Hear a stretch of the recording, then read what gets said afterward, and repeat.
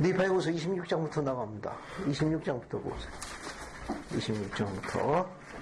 26장부터 시간이 허락되는 범위까지 나가겠습니다.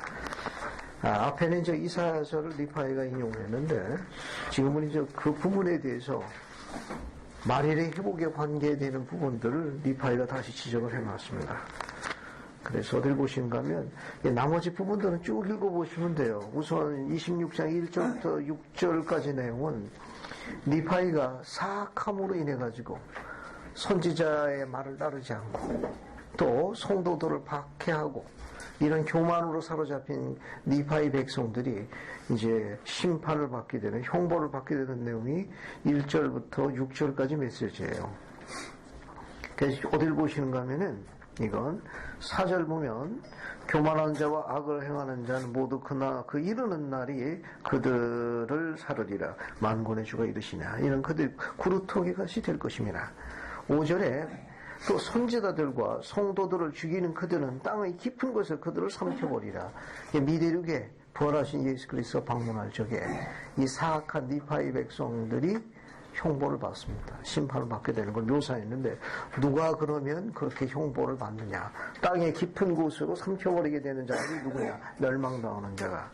5절이 정확하게 묘사하고 있습니다. 선지자들과 성도들을 죽이는 자들. 4절 앞부분에는 좀 더 포괄적으로 묘사했죠. 교만한 자와 악을 행하는 자들. 좀 더 자세하게 이야기하면 5절에 선지자들과 성도들을 죽이는 자들이 바로 멸망하게 된다. 그런 내용으로 쭉 나와 있습니다. 뭐 잠깐 적어볼까요? 여기 보면 선지자들과 성도들에게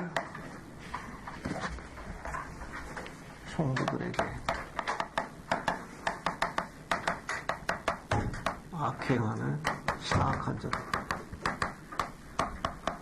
이 사악한 자들은 멸망으로 가는 거예요. 멸망으로 가는데, 이 멸망이 어떤 멸망이냐? 10절 한번 보세요. 어떤 멸망으로 나와 있습니까? 신속한 멸망. 26장 10절에 앞에 뭐가 붙어 있어요? 신속한 멸망으로 그들이 그쪽으로다가 임하게 된다. 그 다음에 이제 8절 보게 되면 멸망당하지 않는 누구냐? 8절. 선지자들의 말에 귀 기울이고, 그 다음에 이제 면하지 않는다는 거. 온누가 핍박에 들고, 불고 주어진 표적, 굳건함을 지니고, 그리스를 고대하는 의로운 자들을 멸망당하지 아니할 것이라. 멸망당하지 않는 자들입니다. 거기, 선지자들의 말에 귀 기울이고, 선지자들의 말에 귀 기울이고, 그리고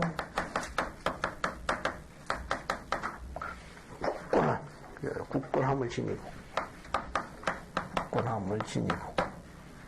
그리스도를 고대하는 자.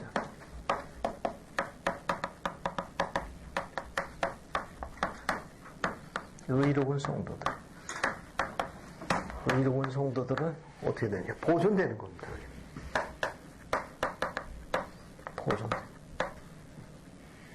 보존되는. 묘사는 이제 그렇게 되어 있어요. 그래서 9절 첫절이면 의의 아들이 그들에게 나타난다. 의의 아들, 부활하신 예수 그리스도를 상징하는 걸 문안할 거예요. 그 다음에 이제 11절 한번 봅시다. 11절 한번 읽어볼게요. 이는 주의 영광 오성 사람과 함께 애쓰시지는 아니하실 것이니라. 또 여느 사람과 함께 애쓰시기를 그치시면 그때 신속한 멸망이 일어나니 이것이 나의 영혼을 비통하게 하느니라. 그리고 예수가 바로 그리스도이심을 유대인들에게 확신시킴에 관하여 내가 말한 것 같이 이방인들도 예수는 그리스도이시요 영원하신 하나님이심을 확신하게 되어야 합니다. 감사합니다. 여기 봐요. 여기 지금 읽은 26장 11절 보게 되면 신속한 멸망에 이르는 이유를 묘사해 놨죠. 그죠? 거기 보면 주의 영이 항상 사람과 함께 애쓰지 아니하실 것이라. 영이 사람과 함께 애쓰기를 끝이면 그때 뭐가 임한다고 그랬어요? 신속한 멸망이 임하는 거예요. 그죠? 거기 몰몬계의 기록은 재밌는 겁니다. 거기 보세요. 거기 보게 되면 주의 영이 사람과 함께 하기를 애쓰지 않을 때, 애쓰지 않을 때. 그때 어떻게 되는 겁니까? 신속한 멸망으로 쫓아가는 거예요. 이게 주의 영이 사람과 함께 하기를 애쓰지 않을 때, 이게 사악하니까 주의 영이 떠나는 겁니다. 그럼 어떻게 되느냐? 멸망으로 가는 거예요. 멸망으로 가는 겁니다. 그래서 니파이는 뭐라고 가르쳤는가 하면 주의 영이 항상 사람과 함께 애쓰지 아니할 것이다. 우리가 늘 항상 의롭게 생활해야 합니다. 그래야 주의 영이 우리와 함께 하는 거예요. 결국 26장에 나와 있는 지금 이 부분을 우리가 좀 더 집약하게 보면 무엇을 볼 수 있는가 하면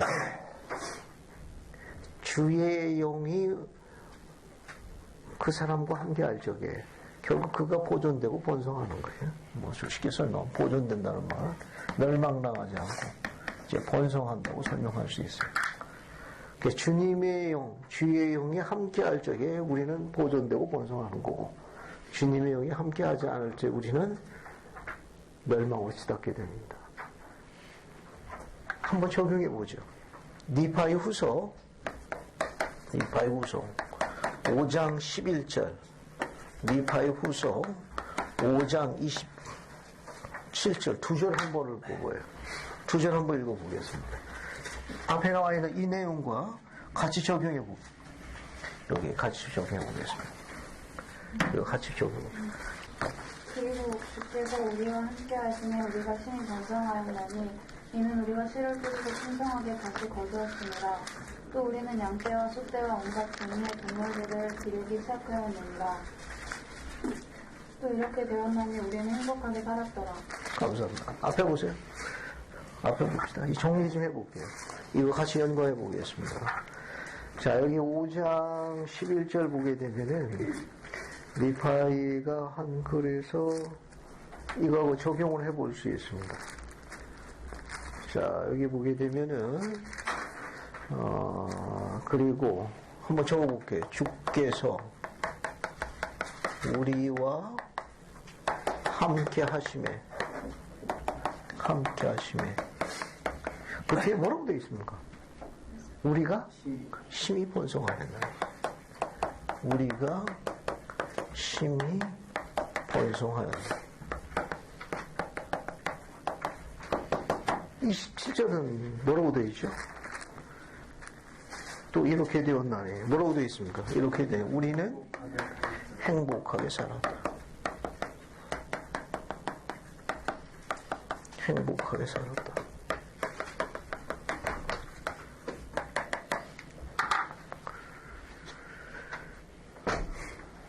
자, 여기 보면 니파이가 남긴 이 기록은 우리가 행복하게 살았더라. 그럼 우리가 언제 행복한 겁니까?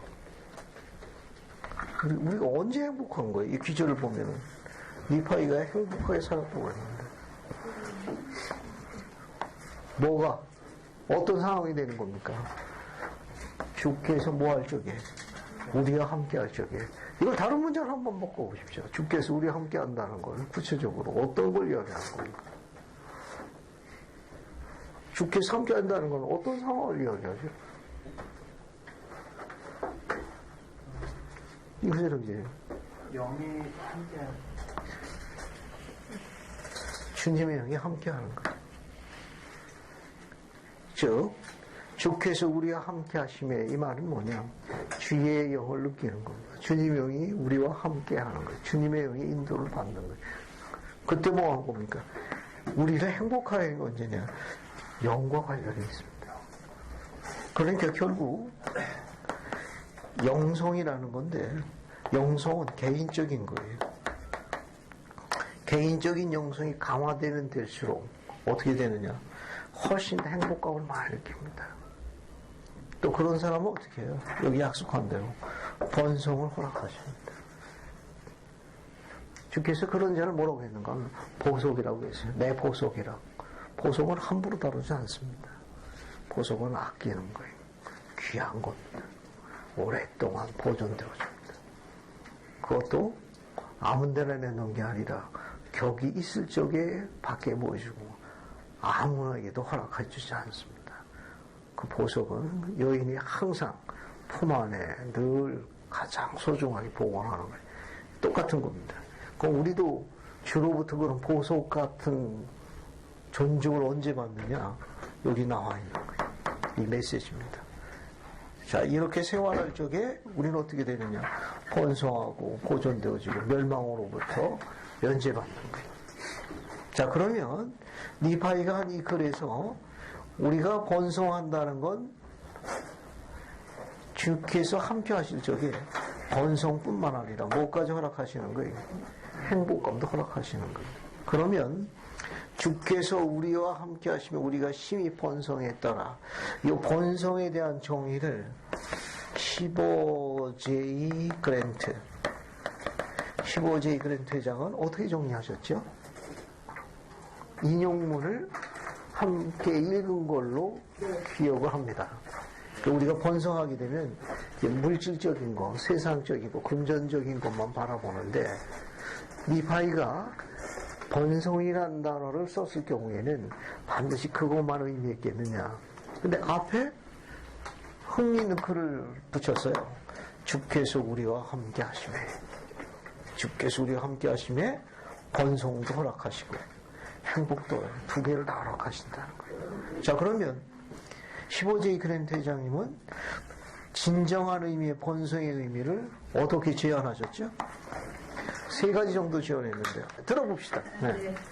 제가 번성이란 말을 할 때 그것이 금전적인 면만을 의미하는 것은 아닙니다. 제가 생각하는 진정한 번성이란 하나님을 아는 지식이 쌓여가고 간증이 자라며 복음대로 생활하고 가족들에게도 그와 같이 하도록 영감을 불어넣는 힘이 더욱 커지는 것을 말합니다. 이것이 참된 의미의 번성입니다. 감사합니다. 감사합니다. 이제 번성에 대해서 한번 정의를 내려볼게요. 15제 그래서 지금 뭐로 정의하셨는가 하면 우리는 번성하면 일반적으로 금전적 의미만을 생각을 많이 하는데 반드시 그런 것만은 아니라는 거예요. 일부라는 거예요. 포함이 될 때 일부라는 거예요. 진정한 의미의 번성은 뭐냐면은 하나님을 아는 지식이 날로 쌓여지는 거예요. 날이 갈수록 쌓여지는 거예요. 하나님을 아는 날로 쌓여지는 거예요. 그래서 하나님께서 감출 수가 없을 만큼 그래 내가 너를 세울 수밖에 없구나라고 하신 만큼 날로 쌓여야 됩니다. 날로 쌓여야 돼요. 두 번째는 간증이 날로 자라나는 거예요. 간증이 날로 자라나는 거예요. 그냥 빛이 자꾸 커지는 겁니다. 그냥 무슨 제목처럼 우리 아이가 달라졌어요. 얘기가 달라졌어요. 우리 아이가 달라지게 뭐 영화 우리 프로그램에 나오는 거 제목 같은데 실제로 가능한 거. 그 다음에 복음대로 생활하는 거.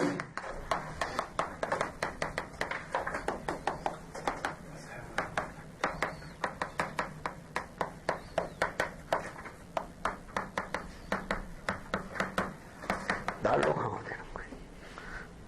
그 다음에 그런데 사랑하는 가족입니다.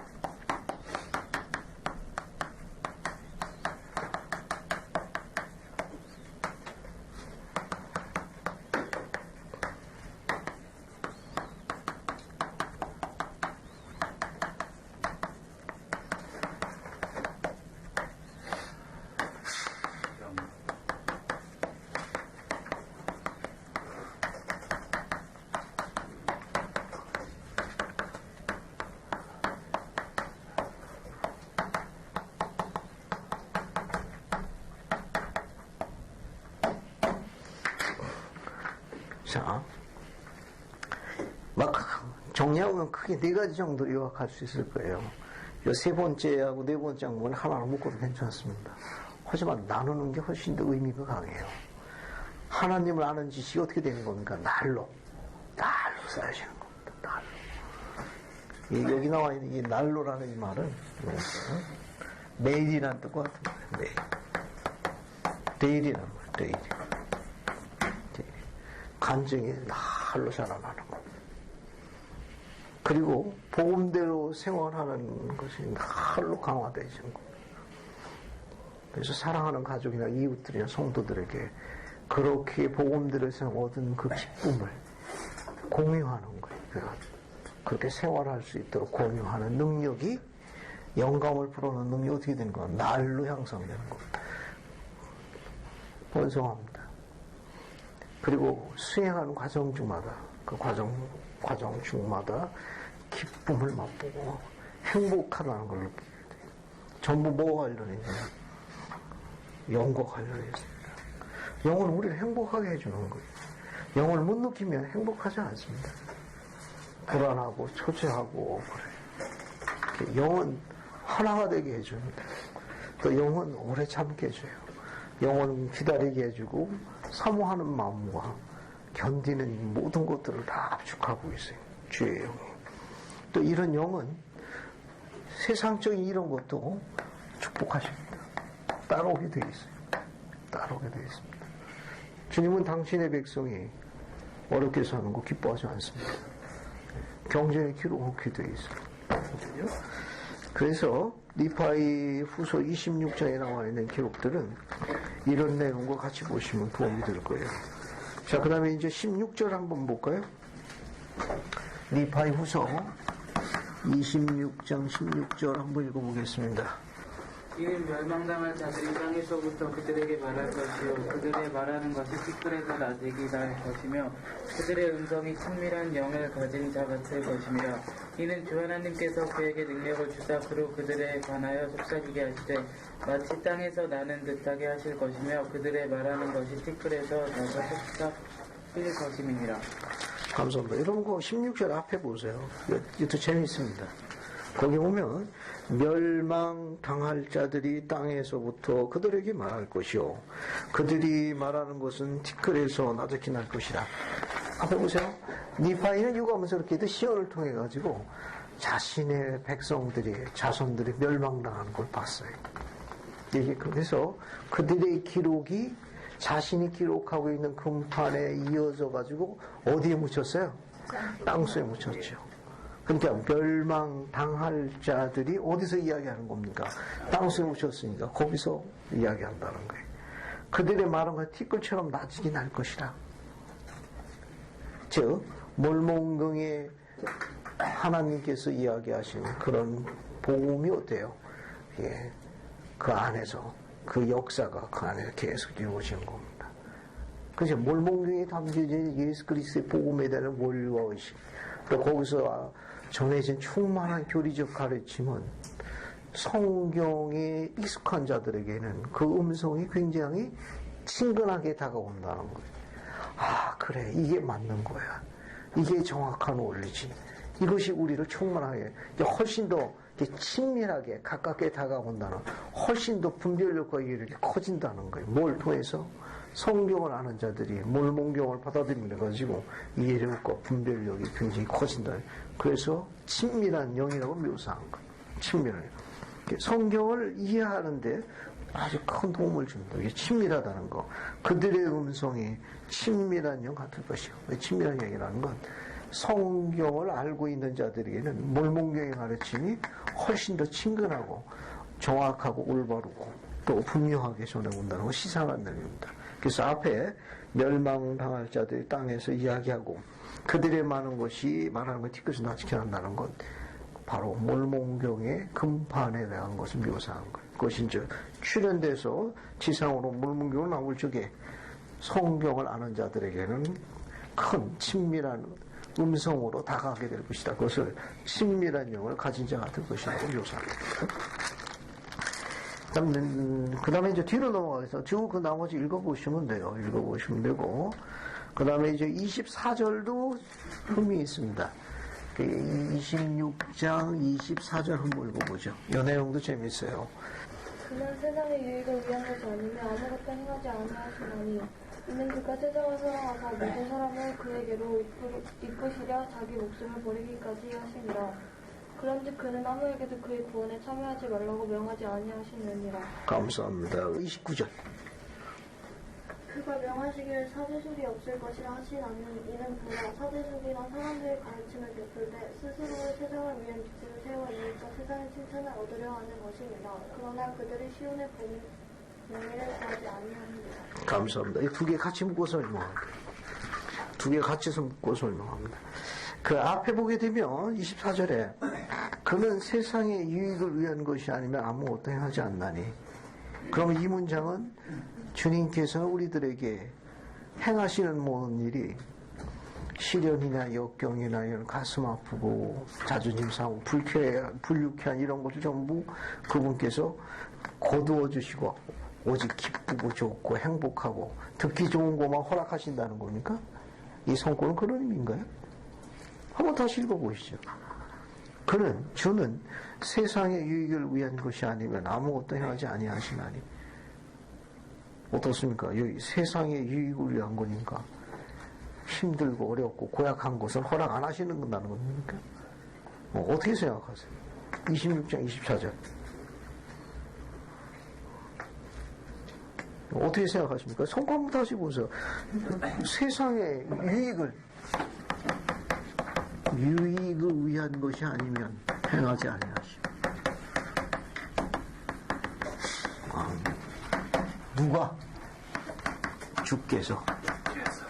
누구에게? 우리에게는.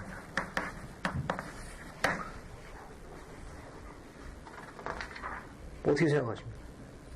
꼭 좋은 것만 허락하신다는 의미입니까? 이 성구의 가르침은 유익을 위한다고 보는 것은 뭐냐 하면은 유익이라는 것. 때로는 성구를 읽는 게 낫네요. 제가 설명하는 것보다는. 여러분 로마서 8장 28절 한번 보세요. 이 내용 설명하는 게 조금 로마서 8장 28절이 훨씬 도움이 되는 거예요. 로마서 8장 28절로 갑니다. 그래서 한번 읽어보죠. 우리가 알거니와 하나님을 사랑하는 자 곧 그의 뜻대로 부르심을 입은 자들에게는 모든 것이 협력하여 선을 이루느니라. 감사합니다. 여러분 맨 마지막 단어는 합력입니다. 합력. 그죠? 합력이라는 거 있어요.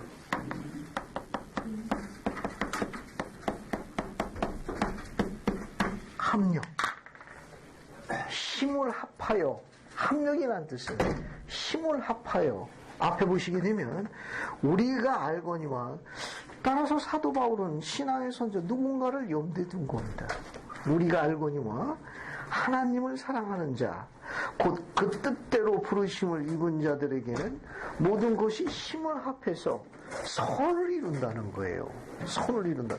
지금 사도 바울은 신앙의 선조 누구를 염두에 두고 이 글을 쓴 겁니까? 요셉이라고 하죠. 구약의 요셉. 구약의 요셉. 기억합니까? 애굽의 총리가 형제들에 의해서 경우로 팔렸다가 나중에 어떻게 되죠? 어떻게 됩니까? 애굽의 총리가 돼요. 가족들을 구원하지 않습니까? 그죠? 앞에 보세요. 그럼 우리 윤곽을 어느 정도 잡았습니다. 앞에 보세요. 유익을 위한 것이 아니면 아무것도 행하지 않는다고 되어 있잖아요. 몰몬경 니파이오서 20장 24절이니까. 로마서 8장 28절은 뭐냐 하게 되면은 여기 보게 되면 하나님을 사랑하는 자, 그 뜻대로 부르심을 받은 자, 모든 것이 뭐하여? 합력하여 선을 이룬다는 거죠. 이 말은 뭐냐 하면은 구약에 나오는 애굽의 총리가 됐던 요셉은 어떻습니까? 사랑받는 아버지의 한 아들로서 가장 사랑받는 그 아들의 그 부분, 그 좋은 축복이 하루아침에 어떻게 되죠? 하루아침에 종으로 떨어지잖아요. 종으로 떨어졌다고 어떻게 됩니까? 나중에는 계명을 충실히 지키고 하나님을 사랑하는 걸 증명하고 우리네가 또 어떻게 됐습니까? 또 감옥에 가잖아요. 그러다 어떻게 됩니까? 애굽의 총리로 이렇게 올라가지 않습니까? 그죠? 애굽의 총리. 결국 이 말은 뭐냐면은 결국 그것이 요셉에게 뭐가 된 겁니까? 유익이 된 거 아니에요. 가장 불편하고 가장 가슴 아팠던 그 환경과 시기를 뭘로 바꾼 겁니까? 가장 유익된 걸로 바꾼 거 아니에요. 그죠?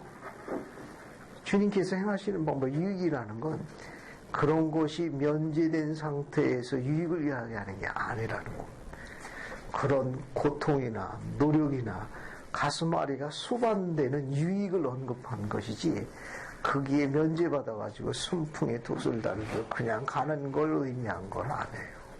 결코 그렇지는 않습니다. 우리 유행가 가사도 있지 않습니까? 아픈 만큼 성숙한 거예요.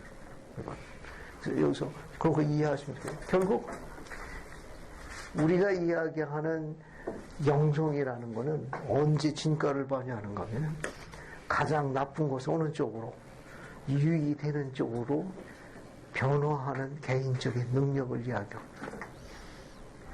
그게 본성이라는 거예요. 그런 과정에 뭘 느끼느냐? 주님의 영과 함께 한다는 게 혼자가 아니라는 걸 느끼게 돼. 왜? 리파이 이야기했거든요. 우리와 함께 하시면 누가? 주께서. 혼자가 아니에요. 그래서 이 글은 그런 의미에서도 아주 도움이 많이 됩니다. 그런 자를 돕기 위해 가지고 여러분 24절 세 번째 줄 보면 그가 세상을 사랑하사, 즉 이 세상 가운데는 하나님을 사랑하시는 자들을 사랑하사 모든 사람을 그에게 이끄시려 자기 목숨을 버리시기까지 하십니다. 목숨까지 그래서 바치신 거예요. 그런즉 그는 아무에게도 자신의 구원에 참여하지 말라 명하지 않아요. 누구든지 어떻습니까? 누구든지 여기 나와 있는데 앞에 보세요. 그리스도를 흠모하여 사모하는 자들을 다 품에 안으니라. 이 기록은 33절과 관련이 있습니다. 33절 밑에서 하나, 둘, 셋, 넷, 다섯, 여섯, 일곱 번째 보세요. 봤습니까? 또 그는 그에게 나오는 자는 검거나 희거나 매인자나 자유로운 자나 남자나 여자나 아무도 거절 아니하시며 또 그는 이방을 기억하시나니 유대인이나 이방이나 모두 다 하나님께는 뭐 하시느냐? 동이라. 왜 뭘 본다는 거예요? 왜 뭘 보는 게 아니라 뭘 본다는 겁니까? 마음의 중심. 여기 나와 있는 거. 그리스도를 흠모하며 사모하는 자들, 주 사랑하는 자들을 다 그분이 뭐 한다는 겁니까? 검거나 희거나 매인자처럼 다 내가 품에 안을 것이라. 리파이의 글을 잠시 들여다보면은 그는 그에게 나오는 자, 그 맨 앞에 뭐 어떤 단어가 칼라가 나와 있죠? 검거나 뭐 느끼시는 거 없습니까? 이 경전의 어순이 때로는 우리에게 어떤 영감을 주기도 하는데 뭘 이야기하는 것 같아요?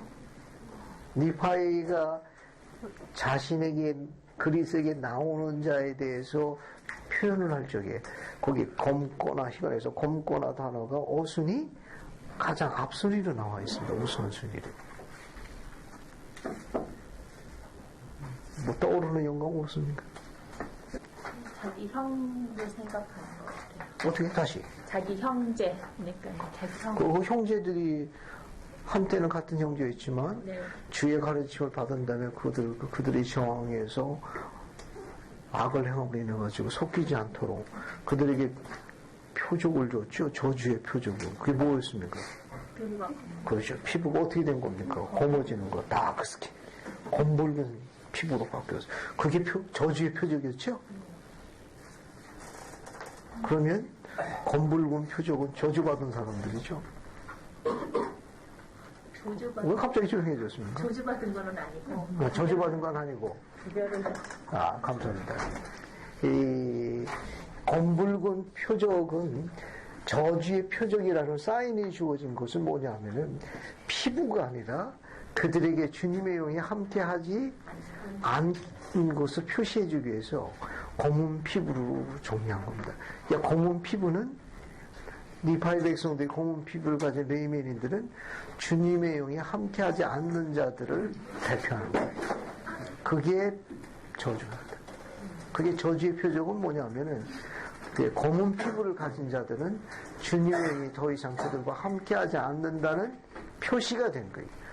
저주의 표적은 뭐냐? 주님의 영이 함께하지 않는 게 저주의 표적이고 그런 흔적으로 표시로 된 게 검은 피부예요. 근데 니파이가 여기서 글을 남긴 거는 그럼에도 불구하고 주께서는 고문 자, 그렇게 저주의 표적으로 돼 있는 자들도 나올 적에는 주께서 제한하지 않는다. 그걸 가지고 차별하지 않는다. 검거나 희거나 매인장거나 다 내게로 나오는 자는 다 같으니라라고 이야기했어요. 시사하는 바가 많습니다. 특히 검거나라고 묘사한 것은 주님께서 갖고 계신 그분의 사랑에 대해서 그게 바로 뭐냐? 속죄라는 거. 뒤에 또 다시 언급할 수 있습니다. 여러분은. 이제 27장으로 넘어갑니다. 27장은 27장 넘어가기 전에 29절 하나 선고를 넘어갈게요. 그 29절에 26절에 뭐가 나옵니까? 사제술이 나오죠?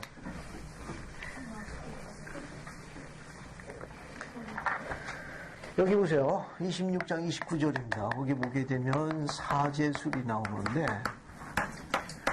이 교회를 동의어로 쓸 경우에는 킹덤, 왕국과 동의어로 씁니다. 교회나 왕국은 두 개를 같이 동의어로 써요. 교회가 하나님의 교회가 있고 악마의 교회가 있습니다. 악마의 교회가 있습니다. 악마의 교회가 있습니다. 따라서 하나님의 교회를 다른 말로 쓰게 되면 지상에 세워진 뭐가 돼요?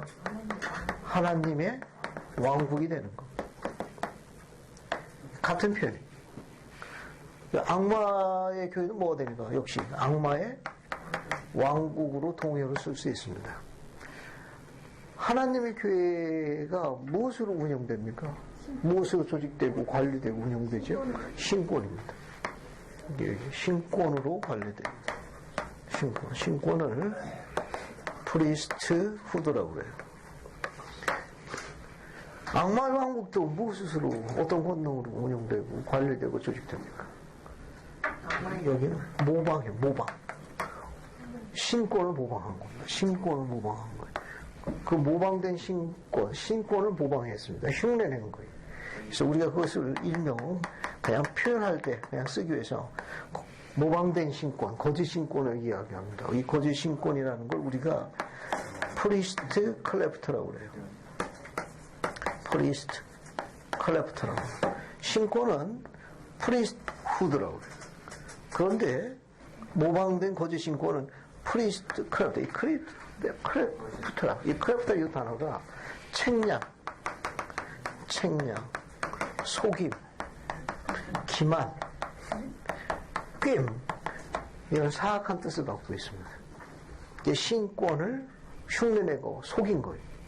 그것을 프리스트 클래프트라고 합니다. 이 신권은 근본 목적이 주어진 근본 목적입니다. 근본 목적이 뭐죠? 봉사. 무보수 봉사. 그런데 이 프리스트 클래프트는 뭐냐면은 하나님의 말씀이나 복음을 금전으로 사고 파는 거래 행위를 전부 총칭해서 사제술이라고 합니다. 즉 하나님의 거룩한 것을 금전으로 거래하는 행위를 사제술이라고 해요. 사제술이라는 건 복음을 금전으로 거래하는 행위를 총칭하는 겁니다. 거래하는 행위를 총칭하는 표현이에요. 그것을 사제술이라고 합니다. 혹은 요 사제술이라고도 번역하기도 하고 성스러운 복음이나 말씀을 돈으로 사고 파는 행위를 하기 때문에 때로는 성직자의 부정이라고도 더러운 부정이라고도 번역하기도 해요. 이것을 우리는 총칭해서 사제술이라고 합니다. 그러니까 신성한 자, 성스러운 자가 성스러운 걸 뭘로 하는 거예요? 전부 돈으로 환산하는 거예요. 금전으로 다 하는 거예요. 그러니까 사제술은 뭐와 관련이 있는 거냐? 어떤 이득과 관련이 있습니다. 유익이 아니에요. 유익이 아니고 유익이나 이익은 조금 다릅니다. 이권과 관련이 있고 그 이권은 뭐냐? 돈과 관련이 있습니다. 여기는 돈과 관련이 있어요. 정리를 이렇게 하시면 되겠어요. 그래서 이 악마의 교회를 주님께서 또 비난하실 적에는 크고 가증한 교회. 가증한 교회. 그뿐만 아니라 온 땅에 창녀라고 비난했어요. 창녀라고 비난했어요. 왜 이렇게 창녀라고 비유했는가 하면은 여인의 가장 중요한 게 뭐냐면 순결입니다.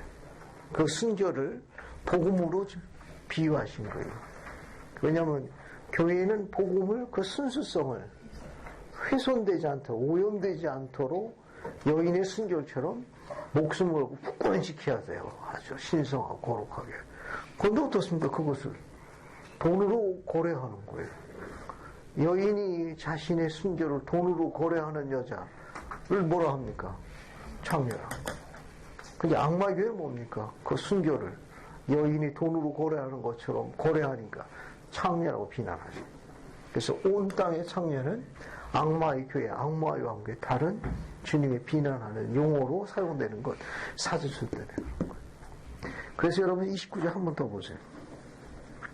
29절 한 번 더 보시면 사제술이 없을 것이라 하시나니 이는 뭐라? 사제술이란 사람들이 가르침을 회풀되 스스로를 자기를 내세우는 겁니다.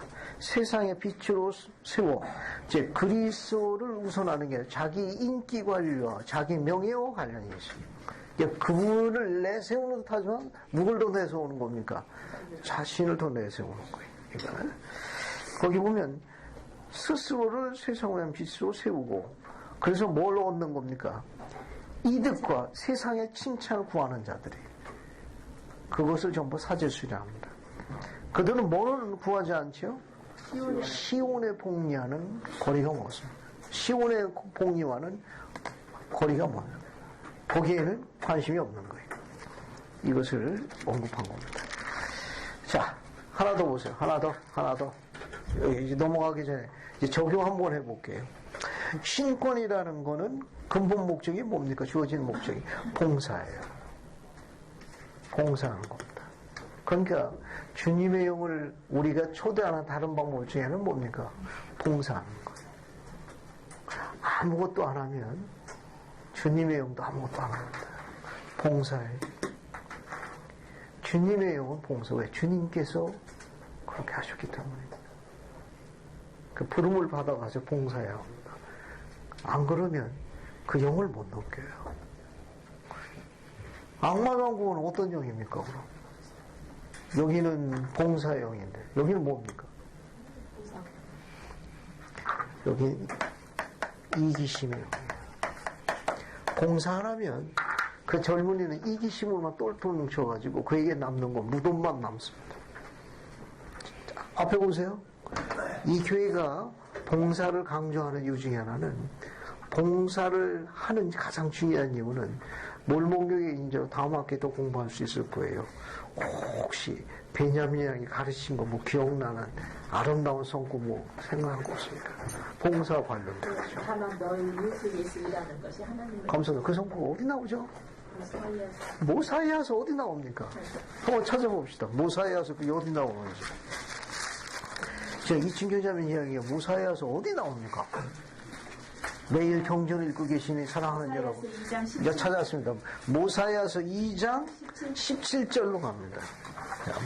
여기 봉사 모사이아서 2장 17절로 가. 2장 17절. 찾았습니까? 자, 거기 뭐 여러분 거기 보세요. 17절에 그리고 보라 내가 이러한 것을 너에게 이야기함은 찾았어요? 그 뒤에 너희로부터 함인이라까지 같이 읽습니다. 준비되었습니까? 제 얘기 잘 들으세요. 그리고 보라 내가 이러한 것을 너에게 이야기함은 그 뒤부터 읽습니다. 너희로부터 시작해가지고 맨 끝에 함인이라까지 같이 읽는 거예요. 준비됐습니까? 네. 시작하면 너희로부터 같이 읽는 거예요. 자, 시작. 너희로 지혜를 배우게 하려 함이니 너희가 너희 이웃을 섬길 때 너희는 다만 너희 하나님을 섬기고 있는 것임을 너희로 배우게 하려 함이니라. 감사합니다. 여기 보시게 되면 너희가 너희 이웃을 섬기는 것은 그들에게 봉사하는 것은 너희가 다만 누구를 섬기는 것 같습니까? 하나님을 섬기고 있는 것과 다른 표현이 되는 거예요. 이 베냐민의 가르침은 시사하는 바가 아주 많습니다. 그래서 앞에 보세요. 봉사 안 하게 되면 그 젊은이는 자기 이기심으로 똘똘 뭉친 젊은이기 때문에 그가 받을 보상은 무덤뿐이 없습니다. 왕국의 보상 못 받습니다. 그래서 이 교회가 봉사를 강조하는 이유 중에 하나는 이 원리 때문에 그런 거예요. 봉사를 하게 되면 그 젊은이는 이기심으로 똘똘 뭉쳐가지고 그가 받을 보상은 뭐냐?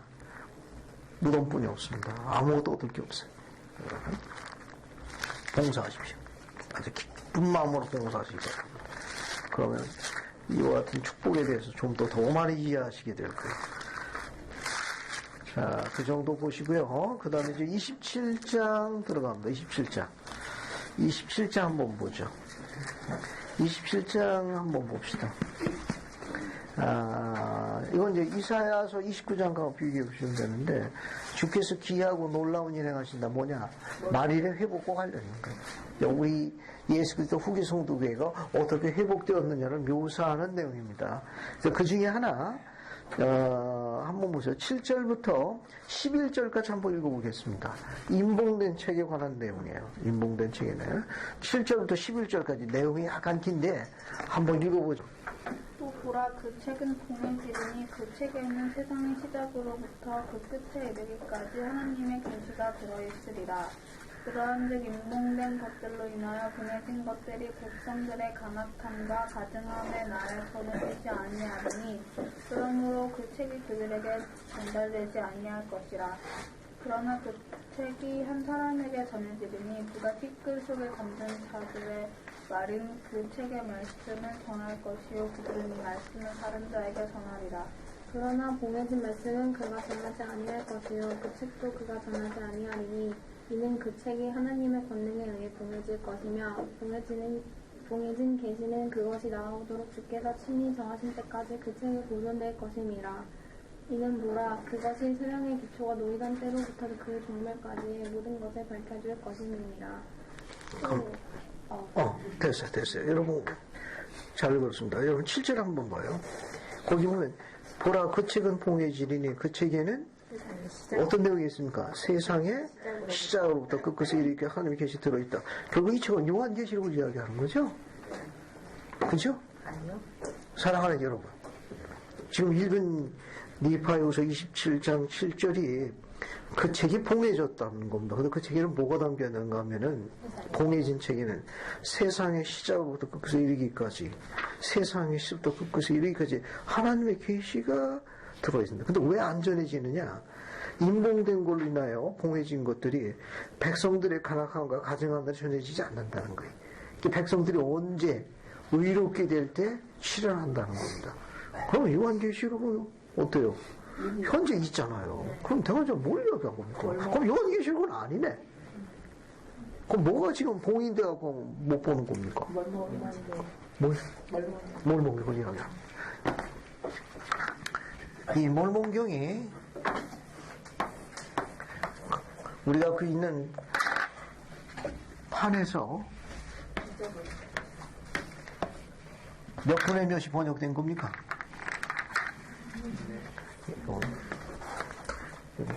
3분의 1만 번역된 거예요.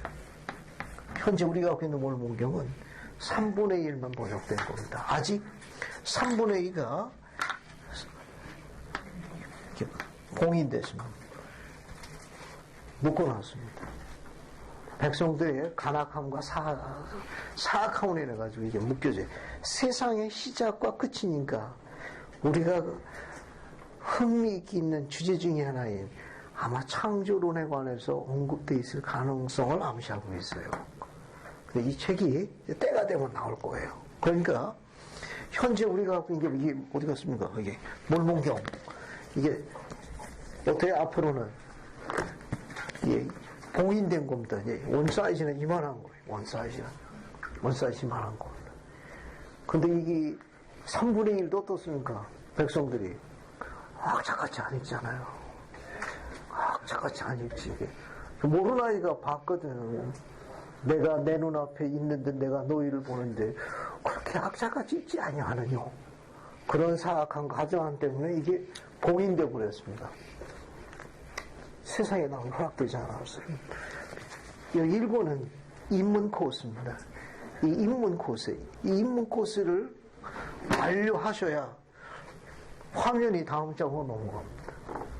그래서 여기 입문 코스예요. 입문 코스입니다. 여기서 이제 중급 과정으로 넘어갑니다. 여기는 좀 고급 어드밴스 코스예요. 그래서 몰목용을 사랑하셔야 됩니다. 왜냐면 앞으로도 나올 게 중급하고 고급 과정이 아직 남아있기 때문에 앞에 나와 있는 이 입문 과정을 완료하시지 않으면 복천년 때 첫째 부활에 나오는데 제안 받습니다. 이제 복천년 때 첫째 부활에 제안 받는 건 뭐냐? 영의 세계에서 거기 고문 독서실, 개인 독서실 있습니다. 거기서 완료를 하시고 패스를 하셔야 됩니다. 거기서 수료증을 받아야만 중급 고급 코스를 복천년 때 배우게 될 거예요. 이 몰몬경이 이런 그런 독특한 책입니다. 이 몰몬경을 사랑하세요. 이 몰몬경은 주님께서 이야기하시는 이런 부분에 대한 열쇠를 그래서 감춰두셨습니다. 감춰두셨어요. 자, 그래서 한 번 더 보세요. 한 번 더 보죠.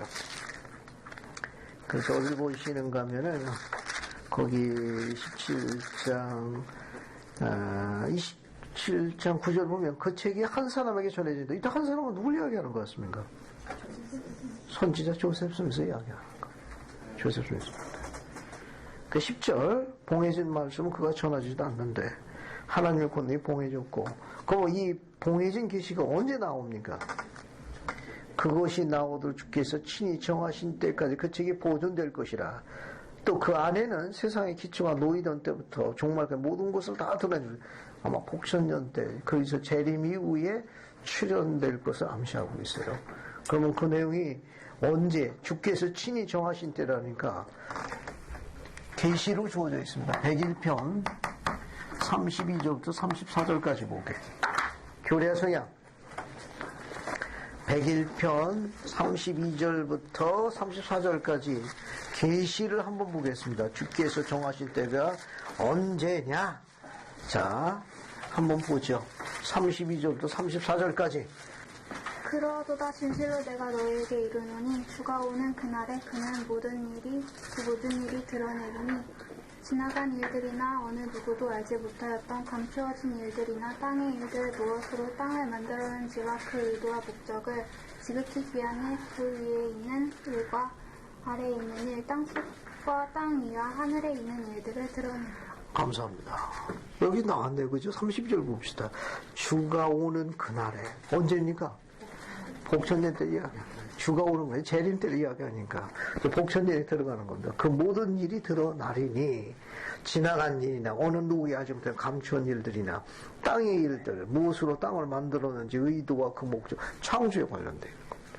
지극히 귀한 일 위에 있는 일과 아래에 있는 일 땅속과 땅 위에 하늘에 모든 일이 다 드러날 것이라. 이거는요. 참조하시면 되겠습니다. 자, 이런 거 공부해 보면은 복천년 때도 종교교훈이 있을 가능성이 높은 것 같아요. 그죠? 얼굴들이 안 바꿔 보이시는데. 거기도 고급하고 중급 과정을 또 강론하도록 요청하실 가능성이 높다고 봅니다. 그런 가능성이 있습니다. 자, 그 다음에 이제 또 나머지 한번 쭉 볼게요. 27장 12절 위에서 하나, 둘, 셋, 넷, 다섯, 여섯 번째 주문 세 증인이 나오죠? 이 세 증인은 누굴 이야기합니까? 세 목격자가 누굽니까? 마틴 해리스, 그 다음에 올리버 카우드리, 그 다음에 감사합니다. 여러분 앞에 여기 맨 앞에 보세요. 앞에 보시면 세 목격자의 증언이 있습니다. 여기 보세요. 찾았어요? 여기 네, 앞에 보시면 따라서 하십시오. 올리버 카우드리, 데이비드 히트머, 마틴 해리스. 기억해 두셔야 할 세 분의 이름입니다. 그 다음에 또 어디를 보시는가 하면은 13절 초초를 볼까요? 그 13절 초초는 뭐라고 되어 있습니까? 하나님의 뜻에 따른 몇몇을 제어하고는 8 목격자를 암시하는 것. 여기 13절 첫 줄에 하나님의 뜻에 따른 면면, 이것은 뭐냐? 세 목격자와 여덟 목격자로 시사하는 겁니다. 그 뒤에 보시게 되면 같은 내용이에요. 뒤에 한번 보십시오. 뒤에 26절 보세요. 26절. 26절은 첫째 시험부터 복음에 관련되어 있는 모든 사건들을 한 문장으로 묘사한 겁니다. 내가 나아가 이 백성들 가운데 한 기이한 일에 아니니 참으로 기이하고 놀라운 일이다. 이는 그들의 지혜로운 자가 학식인의 지혜가 없어지고 명철하여 총명이 가려라. 첫째 시험부터 복음에 관련된 모든 겁니다. 몰몬교의 출현, 신권의 회복, 그 다음에 하나님의 왕국 시상에 세워지는 일련의 과정들이 뭐냐? 다 기이하고 기이하다. 그런 표현을 보시면 돼요. 역시 마찬가지입니다. 29, 30절도 복음 회복의 표적이 뭐냐? 복음 회복의 표적 가장 중요한 도구가 몰몬경입니다. 그 몰몬경으로 인해 가지고 29 다 영적인 메시지예요. 그날에 못 듣는 자가 책의 말씀을 들을 것이요 어두운 데와 캄캄한 데서 맹인의 눈을 바라볼 것이라. 30절 온유한 자는 전부 뭐냐? 몰몬경을 통해서 이루어진다는 약속이에요. 몰몬경은 못 듣는 자가 영적으로 간구하는 자들에게 그런 듣는 귀, 영적으로 보는 눈, 영적으로 헤아리는 마음을 전부 축복하신 겁니다. 그래서 온유한 자가 된다는 하면서 온유한 자가 또한 드러날 것이라. 35절도 같은 표현이에요. 35절도 영으로 그릇하였던 자들도 깨닫게 되며 원망하였던 자들도 교리를 배우게 된다. 뭘 통해서? 몰몬경을 통해서요. 지금 마음이 어지럽고 혼미한 자들 이해하기가 쉽지 않은 거예요. 너무 힘들고 어려운 거예요. 세상 만사가 왜 이렇게 되는지 그냥 쉽지 않은 겁니다. 그런 자들에게 어떻게 돼요? 선명도를 높여주는 겁니다. 그런 자들이 깨닫게 되면 원망하는 자, 이 축복된 현세에서의 삶을 원망하는 겁니다. 그런 자들도 어떻게 돼요? 합당한 교리를 배우게 되고 새롭게 될 새 능력을 갖게 된다는 겁니다. 그게 무엇이냐? 몰몬교회입니다. 몰몬교회. 몰몬교회 갖고 있는 축복이에요. 혹시 반원들 가운데 몰몬경으로 말미암아 몰몬경을 읽고 사랑함으로 말미암아 마음이 혼미했던 것이 올바른 마음으로 정립이 되고 원망스러웠던 주변 모든 여건들이 온유함으로 바뀌어서 감사함으로 바뀐 혹시 그런 경험을 나눌 단원이 있습니까? 몰몬경을 통해 가지고. 근데 저희 아들 이야기 하려고 그러는데. 좋습니다. 국민이가 선교사 가기 전에 이렇게 늘 경전을 읽었거든요. 몰몬경을 이렇게 쭉 읽고 몰몬경에서 뭔가 의미 남은 저랑 항상 토론하고 그랬어요. 근데 어느 날 어떤 간증을 하냐면 이 아이는 이렇게 미술이나 이런 거 참 좋아하는 애거든요. 공대생인데도. 근데 이 아이가 그러더라고요. 세상에 참 아름다운 것들이 많고 그런 것들을 막 추구하는 아이였는데 음악이랑 그 어떤 아름다운 것보다도 몰몬경이 참 아름답다라고 그렇게 간증을 한번 하더라고요. 세상에 그 어떤 것도 이 몰몬경 책보다 더 아름다운 건 없다라고 그렇게 이야기를 하더라고요. 그래서 저도 몰몬경 그 아이의 그 간증에 우리가 모두 다 놀랬거든요. 몰몬경 자체를 청소년 때입니까? 아니요, 선교사 나가기 전에. 선교사 나가기 전에. 네, 그래서 정말 그걸 자기가 느꼈다고 정말 몰몬경 책이 아름답다는 걸 느꼈다고 그렇게 이야기해요. 아름다운 간증이네. 네. 어미로서 그 아들의 간증을 들으니까 어떻습니까? 그러니까 지금도 이제 제가 항상 하는 게 참 아이들한테 내가 배우는 게 참 많다는 생각을 해요. 지금도 이제 선교사를 하면서 편지를 써오면 참 제가 많이 배워요. 그 아이가 지금도 몰몬경을 읽고 거기에 대해서 이야기를 하고 하는데 최근에 이제 그 아이 선교부에서 기한한 형제님이 계셨어요. 그래서 그 형제님한테 이제 우리 아이가 거기 선교부에서 봉사하고 있다 했더니 그 성도를 알고 또 우리 아이의 동반자가 어떤 사람인지를 알더라고요. 그러면서 이제 그 이야기를 들었는데 이제 좋지 않는 이야기를 들었어요. 그래서 제가 걱정이 돼서 저희 아이에게 그렇게 메일을 썼는데 이 아이가 뭐라고 이야기를 하냐면 저를 가르치더라고요. 그거는 그 형제님, 그 장로님의 생각이라는 거죠. 그리고 자기는 자기 성교부가 얼마나 좋은지에 대해서 저한테 이야기를 하고, 하나님께서 나에게 이곳으로 부름을 주셨고 이곳으로 가라고 했다면 그 이유가 있을 거니까 어머니는 너무 걱정하지 말라고. 자기 동반자가 너무 스마트하고 좋은 사람이다. 그리고 자기 성교부, 또 자기 성교 회장님이 얼마나 좋으신 분인지, 그리고 자기가 소속되어 있는 그 가든 그룹 사업에 있는 회원들이 얼마나 훌륭한 분인지에 대한 이야기들 있죠. 그런 이야기들을 저한테 대신 해주더라고요. 그러면서 그 형제님에 대한 이야기에 대해서 귀담아 듣지 말고 분명히 여기를 보낸 그 이유가 자기는 있기 때문에, 그리고 엄마 선교 사업은 그 쉬운 일이 아니에요. 원래 쉬운 거라고 생각하지 않았고 그 어떤 일은 물론 한국보다는 어렵겠지만 그래도 자기는 이 사업을 사랑한다라고 그렇게 이제 저한테. 자, 아마 여러분 가운데는 그런 경험과 간증이 있는 분 있을 겁니다. 제가 자그마한 저의 간증을 하나 정할게요. 몰몬경을 처음 만나던 날 삶이 이렇게 바뀔이라고 생각을 못했습니다.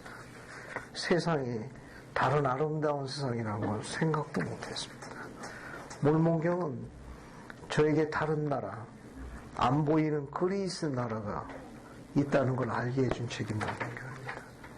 이 몰몬경을 받아서 처음 본 때는 선교사가 준 게 아니고 화장실이 없는 단칸방에서 사형제가 살던 그 끔찍한 방에 2명의 미국인 장로가 찾아왔습니다. 찾아와가지고 저희 형님을 찾으러 왔지만 형님은 대낮부터 술에 취해가지고 인사불상이었어요. 장로들을 제가 대표했습니다. 그리고 잠시 머물다가 갔습니다. 형님에게 전해지는 몰몬경을 두고 갔어요. 처음 본 몰몬경입니다. 그리고 책갈피에 도움이 되도록 껴놓은 게 있는데 조셉 스미스의 첫 번째 시연이었습니다. 그리고 그 팜프렛 뒤에는 그 장로님들의 닭발자국 글씨로 기도하는 방법이 적혀 있었습니다. 하나님 아버지를 부른다, 감사한다, 간구한다, 우리 주 예수 그리스도로 기도드린다, 아멘이라고 한다. 닭발자국 글씨로. 저는 그 책을 펴서 읽기 시작했습니다.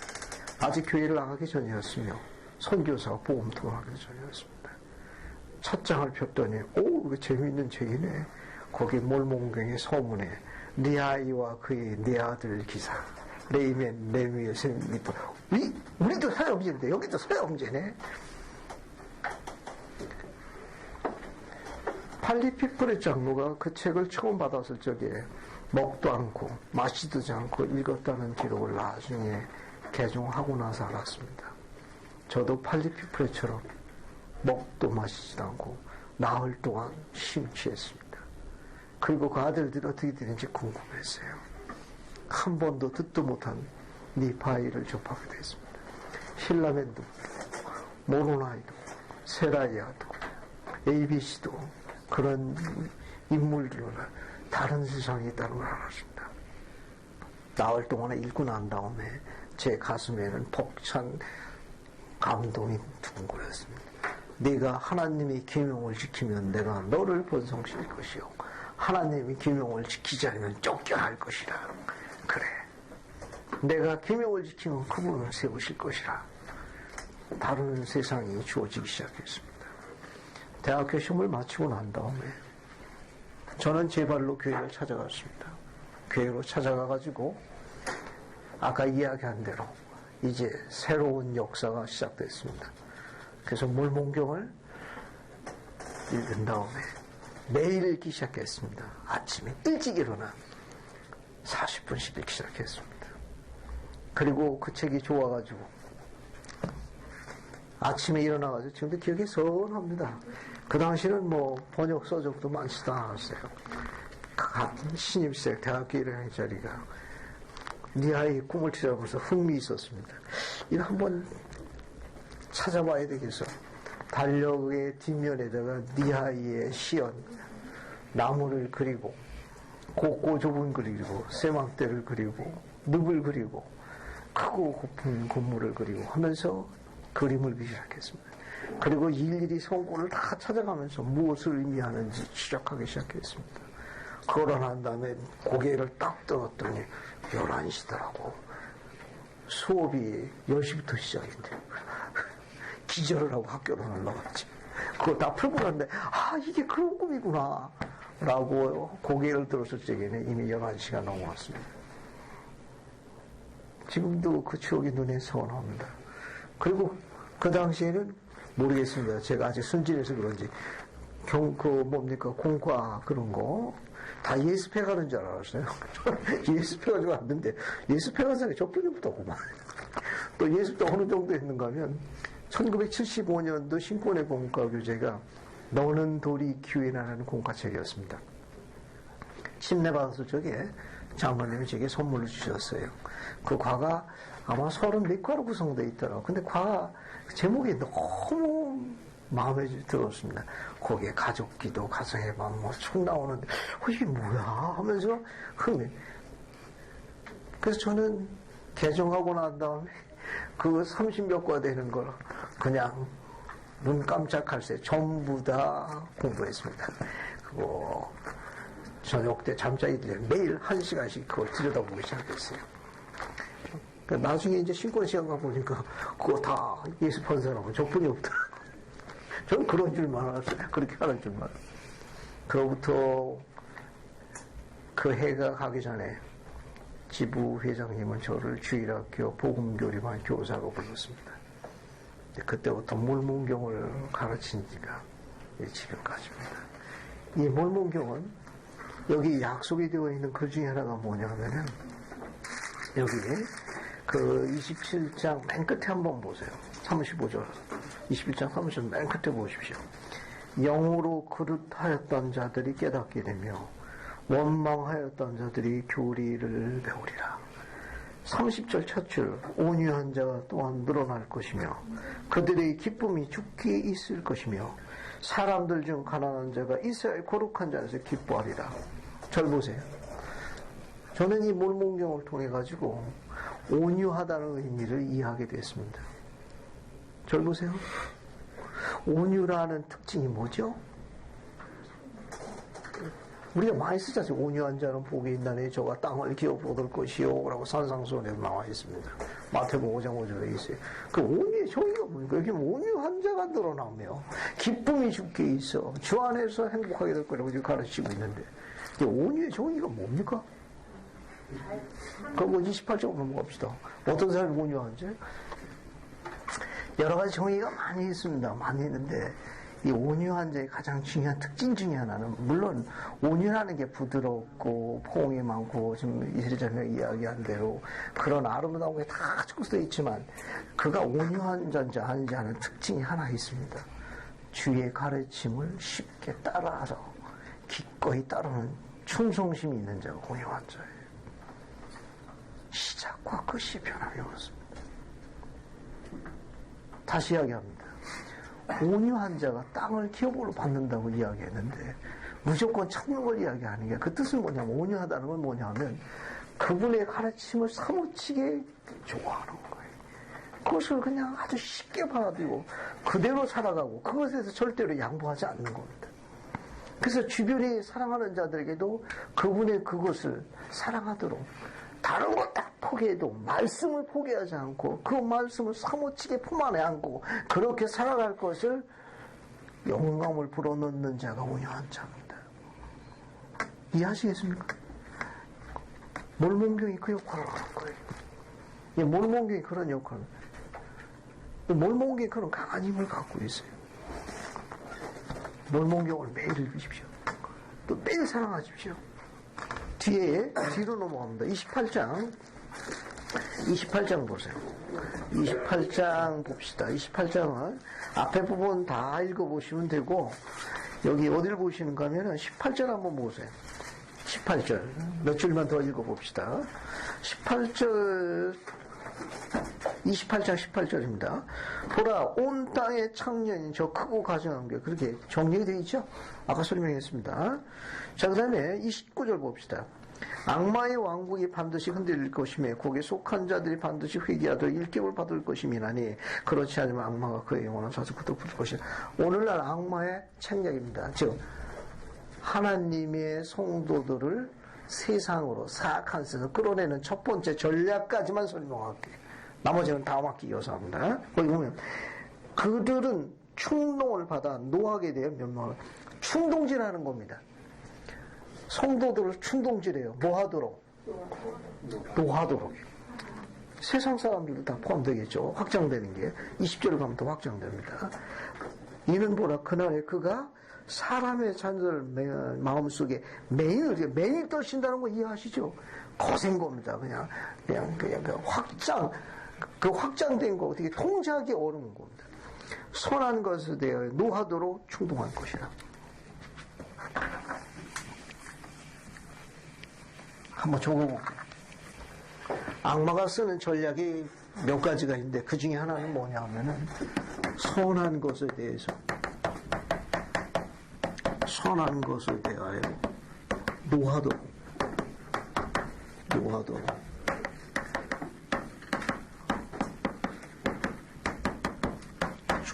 충동질한다. 선한 것에 대해서 노하도록 분노.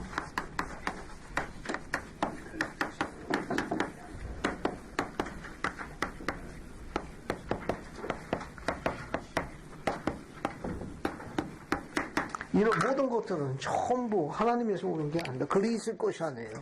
전부 악의 것입니다. 요약해가지고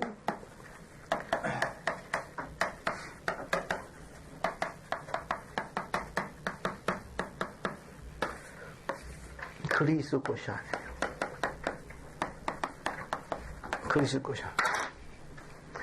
근데 악은 오늘날 하나님께 가까이 나고자 하는 자들을 제한하기 위해서 자기 노예로 종으로 삼기 위해 쓰는 전략이 뭐냐면 선하는 거예요. 선하는 것에 대항해서 뭐 하도록? 화를 내도록.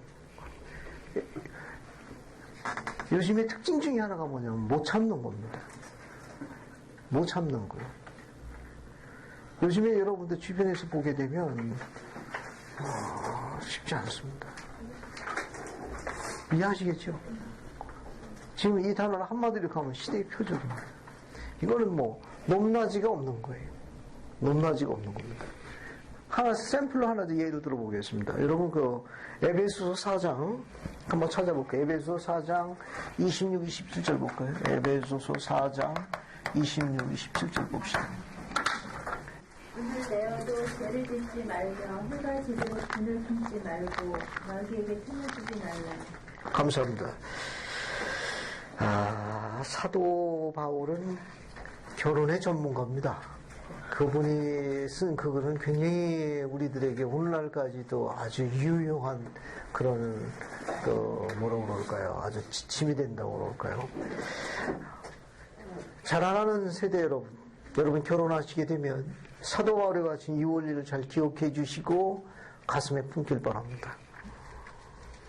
즉 사도 바울은 뭐라고 했는가 하면 분을 내어도 죄를 짓지 말며 해가 지도록 분을 품지 말지니 마귀가 틈을 타지 못하게 하라 하시더라.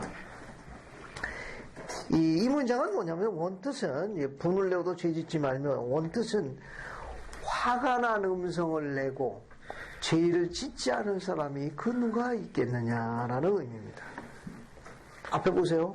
그래서 여기까지 설명할게요. 오늘은 이 바울의 가르침이 뭐냐면은 즉 여기 나와 있는 대로 분을 내어도 죄를 지어도 이 말은 뭐냐면은 좀 더 직역하게 되면 화가 난 음성을 화를 내고 죄를 짓지 않을 사람이 누구냐? 이 분노는 그리스도가 하신 사탄의 영향력을 강력하게 묘사한 겁니다. 방역하고 조금 다른 거예요. 알겠습니까? 방역하고 조금 다른 거예요. 후기성도 젊은이들이 방역이 없다고 가끔 컴플레인을 많이 하는 딸들이 있는데 그건 너무 좋아하지 마십시오. 세상에서 믿거나 말거나 시리즈가 있습니다. 이 딸은 방역을 엄청 좋아했답니다. 만나는 남자마다 너무 방역이 없어가지고 불만이 많았대요. 그래서 자신의 그런 교만스러운 그런 부분을 어느 한 남자가 그냥 얼굴을 돌아갈 정도로 번쩍하게 해가지고 그 번쩍하면서 영광을 받아. 내가 그리던 남자야. 나는 이런 방역이 좋아. 그래서 결혼을 했더래요. 그런데 매일 번쩍번쩍 영감을 주더라고. 주목해야 합니다. 여인에게 손을 대는 남자는 하나님의 영을 모르는 남자입니다. 그 남자는 결코 온유를 이해하지 못할 거예요.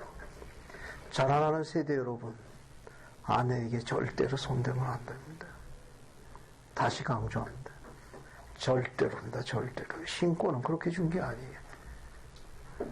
성 멜기의 신권을 써야 이스라엘 젊은이는 어느 한 딸이 그 신권과 함께 있을 때 가장 안전하다는 걸 증거해야 합니다.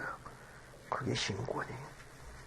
세상에 모진 폭풍이 불고 세찬 바람에 암흑의 폭풍이 몰아온더라도 신권의 영역 안에서 가장 평온을 느낄 수 있도록 생활해야 합니다.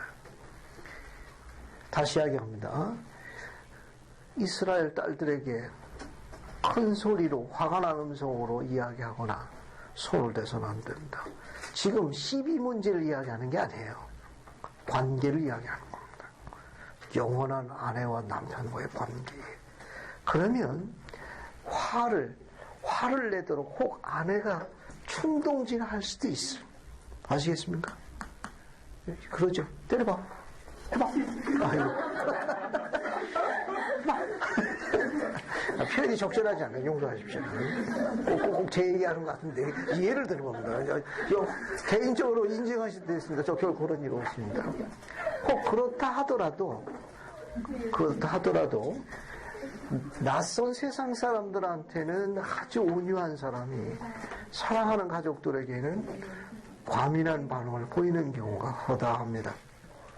허다한데 메시지를 전하고 싶은 건 뭐냐면 그리스의 것은 그렇지 않습니다. 그분 것은 그렇지 않아요. 그분 것은 제가 조금 전에 이야기한 대로 하나님의 딸들에게 존중해 주시기 바랍니다. 큰 목소리로 이야기한 도록 자신과 싸워야 합니다. 아내는 다른 사람이 아니에요. 내 안에 있는 해의 왕국입니다. 그녀가 없으면 내 삶의 해의 왕국 없습니다. 그녀가 존재하지 않고는 해의 왕국에 못 들어갑니다. 그녀에게 큰 소리를 지르는 건 그 해의 왕국이 복 시끄럽다는 왕국인데 굳이 갈 이유가 없습니다. 다시 메시지를 전합니다. 훈련받고 노력해야 합니다. 이것은 자신과의 싸움이지 아내와의 싸움이 아닙니다. 혹 아내가 그런 충동을 한다 하더라도 시비를 논하지 마십시오. 그는 이웃이 아닙니다. 그는 내 안에 있는 해의 왕국이에요. 다시 이야기 드립니다. 이런 부분을 잘 명심하셔가지고 성례의 신고로서 이스라엘 형제들은 자라나면서 이런 부분에서 노력해야 합니다. 훈련해야 합니다. 물론 상황에 따라 가지고 그것이 어려울 수도 있으면 바로 원상태로 돌아와야 합니다. 부끄러워하지 마시고 사과하십시오. 그리고 안아주십시오. 앞으로 더 잘하겠다는 여러분의 아주 진실한 마음에 대해서 증거하십시오. 그러게 되면 우리 훨씬 더 잘할 수 있습니다.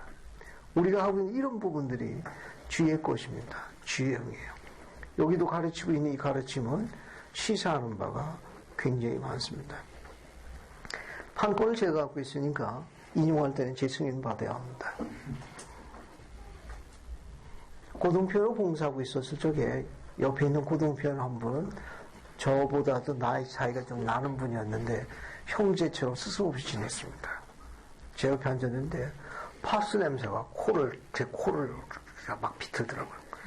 펜으로다가 그분 옆구리로 푹 찔렀습니다. 형님, 대화적으로 어제 뭐 했어?